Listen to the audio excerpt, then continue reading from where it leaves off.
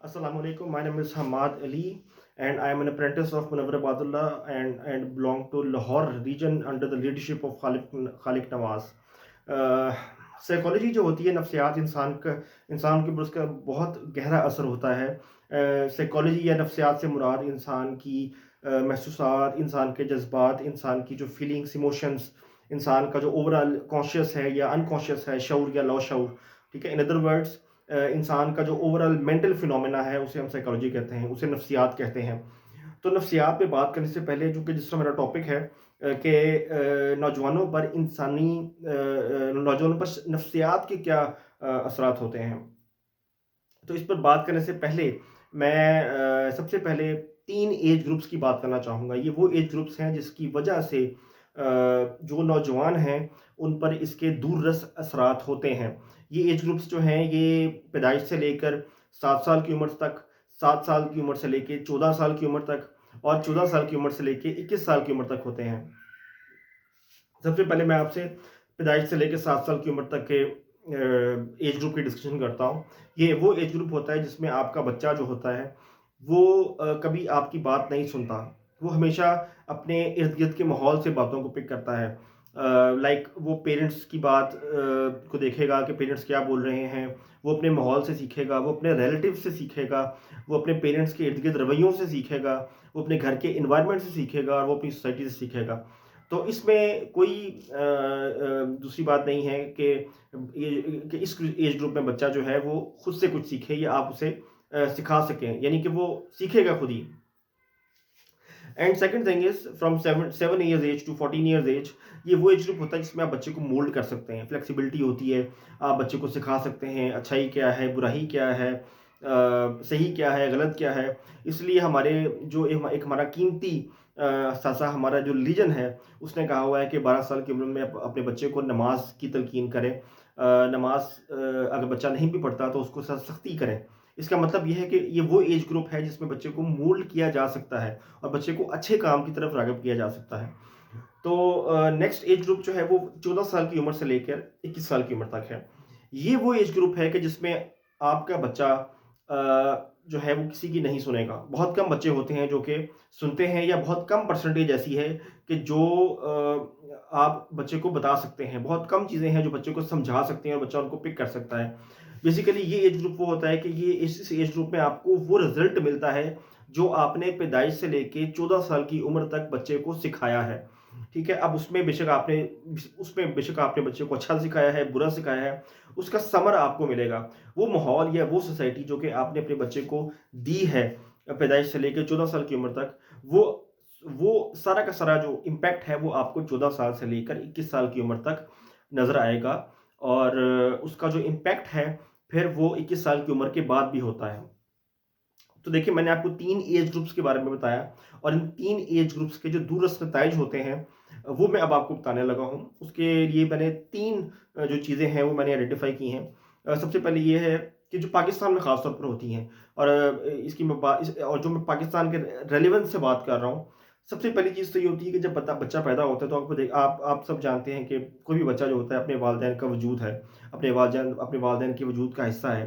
Parents की बहुत ज़्यादा एक्सपेक्टेशंस होती हैं अपने बच्चे से, और होनी भी चाहिए कि उनका बच्चा डॉक्टर बने, इंजीनियर बने, पायलट बने, या एक अच्छी पोजीशन पे जाए। लेकिन अनफॉर्चुनेटली पाकिस्तान में भी और देखा गया है इंडिया में भी कि फ़ोकस जो होता है वो ज़्यादा इस चीज़ पे होता है कि तरबियत की बजाय बच्चे की तालीम पे ज़्यादा फ़ोकस होता है, बच्चे की क्वालिफ़िकेशन पे, डिग्री पे, नंबर्स पे, मार्क्स पे, कॉम्पिटिशन पे ज़्यादा फ़ोकस होता है। तो मैं ये यहाँ पे ये कहना चाहूँगा कि जो मुवाज़ना होता है, या बच्चे को जो आप एडवाइस देते हैं कि आप अच्छे नंबर्स लें, अच्छा परफ़ॉर्म करें, ये चीज़ हल्की-हल्की दबाव की फ़ॉर्म में बच्चे के दिल के अंदर, या बच्चे के दिमाग के अंदर कहीं न कहीं पलती-फूलती रहती है। जिस तरह आप किसी पौधे को पानी देते हैं और उसको डेली पानी दें, आप नशो-नुमा करें उसकी, तो वो पौधा परवान चढ़ता है। इसी तरह जब आप किसी बच्चे को ये चीज़ कहते हैं या मुवाज़ना करते हैं, या सोसाइटी उसको एक ऐसे प्रोग्रामिंग में ले आती है कि जहाँ पे उसका मुवाज़ना होता है, तो बच्चे के अंदर ये दबाव फलता-फूलता है और बच्चा ज़हनी तनाव का शिकार होता है, या बच्चा फ्यूचर में ये जब उसका ये दबाव बाहर निकलता है, तो वो एंग्ज़ायटी और डिप्रेशन की फ़ॉर्म में निकलता है। तो देखें, एक चीज़ तो ये है जो कि बहुत इंपॉर्टेंट है, मैं डिस्कस करना चाह रहा था कि हमारे यहाँ ये मामला ख़ास तौर पे बहुत ज़्यादा है और इसको हमें रेक्टिफ़ाई करने की ज़रूरत है। हमें काउंसलिंग की भी ज़रूरत है इस सिलसिले में। सेकंड चीज़ जो मैं डिस्कस करना चाह रहा हूँ कि पेरेंट्स जो हैं वो आजकल के दौर पे देखा गया है कि पेरेंट्स बच्चे की फाइनेंशियली बहुत मावनत करते हैं, बच्चे को आला स्कूलों में पढ़ाते हैं, क्वालिफ़िकेशन के लिए पैसे भी देते हैं, खर्च भी करते हैं बहुत ज़्यादा बच्चे की एजुकेशन पे, बुक्स पे, ठीक है, मौली मावनत करते हैं। लेकिन एक मौली मावनत के साथ-साथ बहुत ज़्यादा जो इम्पोर्टेंट चीज़ है वो मावनत है आपकी इमोशनल मावनत। आपकी इमोशनल जो एक वेल-बीइंग है उसके लिए आपके बच्चे की इमोशनल सपोर्ट। देखें, जज़्बाती वाबस्तगी एक बहुत इम्पोर्टेंट मैटर है। अगर आप अपने बच्चे के साथ जज़्बाती वाबस्तगी नहीं रखते, तो इसका मतलब है आपकी तरबियत में कोई कमी है। अगर आपका बच्चा आपसे अपने दिल की बात नहीं कह पा रहा, तो इसका मतलब है कि आपकी तरबियत में कहीं न कहीं कोई न कोई फ़र्क है या कोई न कोई कमी है। देखें, जब आपका बच्चा कोई ऐसी बात जो कि वालिदैन के साथ की जा सकती है, लेकिन वो नहीं कर पाता, आपके एटीट्यूड की वजह से, आपकी मसरूफ़ियत की वजह से या आपकी सख्ती या गुस्से की वजह से या आपकी और प्रायोरिटीज़ की वजह से, तो उस केस में क्या होता है कि बच्चा फिर डिपेंडेंट होता है किसी और पे। और वो डिपेंडेंसी बहुत गलत भी हो सकती है। वो डिपेंडेंसी जो है वो एक बुरी कंपनी की फ़ॉर्म में हो सकती है, बुरी सोहबत के लोग हो सकते हैं, उसमें ड्रग्स हो सकते हैं और उसमें दूसरी ख़वातीन हो सकती हैं या गर्लफ्रेंड्स हो सकती हैं, जिनके ऊपर वो डिपेंडेंट हो जाए और वो एक गलत सोसाइटी में चला जाए। तो इन चीज़ों के भी फ़र्दर आगे साइकोलॉजिकल इफ़ेक्ट्स होते हैं। इनमें एंग्ज़ायटी है, डिप्रेशन है, इसमें बाइपोलर डिसऑर्डर है और बच्चे जो हैं वो या नौजवान जो है वो इस सिमत में निकल जाते हैं। फिर उनको वापस लाने के लिए बहुत मुश्किल पेश आती है पेरेंट्स को और पेरेंट्स बहुत एफर्ट करते हैं। तो इसलिए बहुत इम्पोर्टेंट है कि जो इमोशनल सपोर्ट है माँ-बाप वो करें। जितने भी आप बड़े-बड़े लोग देख लें, बराक ओबामा है या जितने बड़े-बड़े रिचर्ड ब्रैंसन है, जितने भी लोग हैं ये सारे के सारे अपने बच्चों के साथ टाइम गुज़ारते हैं डेली बेसिस पे। आधा घंटा, 1 घंटा उनसे डिस्कशन करते हैं, उनसे उनकी बातें सुनते हैं, उनको बताते हैं, उनकी इमोशनल बातों को सुनते हैं, उनकी इमोशनल बातों को बताते हैं, उनको रिस्पॉन्ड करते हैं।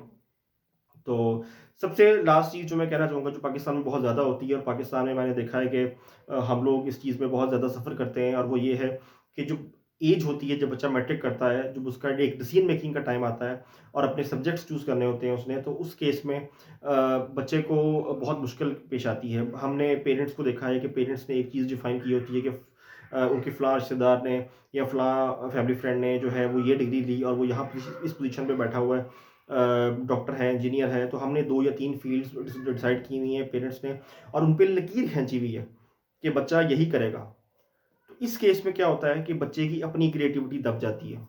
अब जब बच्चे की अपनी क्रिएटिविटी दबेगी और बच्चा वो करेगा जो उसके पेरेंट्स कहेंगे या सोसाइटी ने उस पर एक प्रेशर डाला हुआ है, तो फिर बच्चा जो है वो उसके अंदर एक नेगेटिविटी पैदा होगी, उसके अंदर ज़हनी तनाव पैदा होगा। जब वो कुछ नहीं कर पाएगा जो वो करना चाहता है, तो फिर वाक़तन मसाइल आएँगे और ये मसाइल उसकी सिर्फ़ प्रोफ़ेशनल एजुकेशन में नहीं आएँगे। ये यूनिवर्सिटी डिग्री के बाद उसकी जो प्रोफ़ेशनल लाइफ़ है, उसमें भी आएँगे। इनका इफ़ेक्ट जो होता है, वो इंसान की ज़िंदगी में फिर फ्यूचर में रहता है। क्या आप इमेजिन कर सकते हैं कि आपने जो एजुकेशन ली है, आपको नहीं पसंद या जो प्रोफ़ेशनल लाइफ़ आप चाहते हैं, आपको नहीं पसंद, लेकिन आपको करना पड़ रहा है। ठीक है? तो इसलिए अपनी क्रिएटिविटी को फ़ॉलो करने के लिए बहुत इम्पोर्टेंट है कि पेरेंट्स जो हैं, वो बच्चे की क्रिएटिविटी को आइडेंटिफ़ाई करें और उन्हें हेल्प करें अपनी फ़ील्ड के अंदर एक्सेल करने के लिए। ये वो कुछ फैक्टर्स थे जो मैंने बताने थे कि ये फैक्टर्स ज़हनी तनाव, एंग्ज़ायटी, डिप्रेशन और इन तरह के मामलात में स्टूडेंट्स पर असरअंदाज़ होते हैं, नौजवानों पर असरअंदाज़ होते हैं। तो हमें कोशिश करनी चाहिए कि इन तमाम चीज़ों को हम साइड पे रखें और काउंसलिंग, एक-दूसरे की मदद, अच्छाई और जो दुःख हैं उनको हम बाँटने की कोशिश करें। क्योंकि देखें, अच्छाई जो है या खुशी बाँटने से बढ़ती है और दुःख बाँटने से कम होते हैं। तो जहाँ तक अच्छाई और दुःख का ताल्लुक है वो तो ठीक है, लेकिन असल चीज़ है बाँटना। तो दोनों चीज़ें जो हैं वो पॉज़िटिव हैं, लेकिन उनमें बाँटना जो है वो कॉमन है। तो हम जितना बाँटेंगे, उतना हम शेयर करेंगे, जितना ज़्यादा शेयर करेंगे, उतना ज़्यादा हमसे दबाव कम होगा, हमारे पास से ज़हनी तनाव कम होगा और हमारा एंग्ज़ायटी और डिप्रेशन कम होगा और हम लोग ओवरऑल खुश रह सकेंगे। Thank you very much.